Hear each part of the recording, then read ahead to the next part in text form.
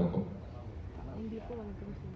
மனோகர் ஐயா அவர்களுடைய ரசிகர்கள், அவரை நேசிச்சவங்க, அவர் கூட இருந்து பார்த்தவங்க எல்லாரையும் இங்க பார்க்கறதுல ரொம்ப ரொம்ப சந்தோஷம். எல்லாருக்கும் ஒரு பெரிய வணக்கம். இங்க நான் வந்து பார்க்கறது வந்து ஒரு மிகப்பெரிய பாரம்பரியம். இந்த பாரம்பரியத்தை பார்க்காத ஒரு ஆள் தான். அது சுத்தமா அதை பத்தி எதுவுமே தெரியாத ஒருத்தனுக்கு இந்த இடத்துல வரணும்னு ஆசைப்பட்டது எங்க ஆரம்பிச்சதுன்னு சொன்னா, நான் வந்து நடிகர் சங்கத்துல பொறுப்பேற்கும் போது பொருளாதார பொறுப்பேற்கிறேன். அப்போ என் ஆடிட்டர் சொன்ன விஷயம் வந்து ஒரு ட்ரஸ்ட் ஆரம்பிச்சு எப்படி நடத்தணும், அது எவ்வளவு பக்குவமா இருக்கணும் அப்படிங்கறத நான் கத்துக்கிட்டது மனோகர் சார் கிட்ட இருந்து அப்படின்னு அவர் சொன்னாரு. ஆடிட்டர் சொன்னாரு. ஏன்னா அவர் அவ்வளோ பர்டிகுலரா இருப்பார், ஒவ்வொரு விஷயத்துலையும் அவ்வளோ சிறப்பா எடுத்துட்டு போவாருன்னு அவர் சொன்னது வந்து எனக்கு ஒரு பெரிய இன்ஸ்பிரேஷனா இருந்துச்சு. நம்மளும் அதே மாதிரி ரொம்ப கரெக்டா பண்ணணும் அப்படிங்கிறது தோணுச்சு. அதுக்கப்புறம் ரொம்ப நாள் கழிச்சு அவர் படங்களை பார்த்துருக்கோம். ஆனா இந்த விழா வந்ததுக்கும் போது அப்பா அவசியம் நீ போயிட்டு வா அப்படின்னு சொல்லியிருந்தாங்க. நீ இப்போ அவசியம் போறது ரொம்ப அவசியம்னு. ஏன்னா இங்க நிறைய பேருக்கு வந்து 100வது பிறந்த நாள் வருது, ஆனா எல்லாரையும் நம்ம கொண்டாடிடுறது இல்லை.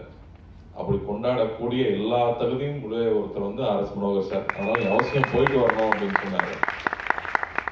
ஏன்னா சினிமா நடிச்சிருக்காரு, சினிமால வந்து 10 வருடங்கள் நிறைய படங்கள் ஹீரோவா நடிச்சிருக்காரு, கிட்டத்தட்ட 200 படங்கள் நடிச்சிருக்காரு. ஆனா சினிமால பிரபலமா இருக்கிற சமயத்திலேயே எம்ஜிஆர், சிவாஜி அவர்கள் சினிமா மேல தூக்கிட்டு போயிட்டு இருக்காங்க. அவங்களும் நாடகத்துல வந்தவங்க தான். சினிமா பிரபலம் ஆகிட்டு போயிட்டே இருக்கும்போது எல்லாருமே பிரபலம் நோக்கி தான் போவாங்க. அப்படி இல்லாமல் கலையை நோக்கி வந்து நாடகத்தை மறுபடியும் வேற இடத்துக்கு எடுத்துட்டு போனோம். நவம் அவர்களுடைய நாடகங்கள் வந்து ரொம்ப பிரபலமா இருக்கிற சமயத்துல அது வந்து சிதறம் அடைஞ்சிட்டு இருக்கும் போது புராண நாடகங்களை எடுத்து, அதுவும் எதிர்மறையான கதாபாத்திரங்களை எடுத்து அதை ஹிட் ஆக்குறதுன்னா அவ்வளவு சாதாரண விஷயம் இல்லை. இன்னைக்கு நம்ம ராவணன் வச்சு படம் எடுத்துட முடியுமா? ஆனா அப்படி எடுத்தா ஓடிடுமா, இல்ல அதை வந்து விட்டுருவாங்களா அப்படிங்கிற ஒரு சமயம் இருக்கும்போது அப்பவும் அப்படிதான் இருந்திருக்கு. ஆனா அதை போய் அதுக்கு ஆராய்ச்சி பண்ணி அதை வந்து ரொம்ப அழகா எடுத்துட்டு வந்து வச்சு அதை ஹிட் ஆக்குறது பெரிய விஷயம். சரி, லங்கேஸ்வரன் மட்டும் தான் ஹிட் ஆக்குனாருன்னு பார்த்தா வரிசையா நரகாசுரன் எடுத்திருக்காரு. ஒவ்வொரு எதிர்மறையான கதாபாத்திரங்களுடைய இன்னொரு பக்கத்தை வந்து நாடகமாக்கி அதை ஹிட் ஆக்குறது.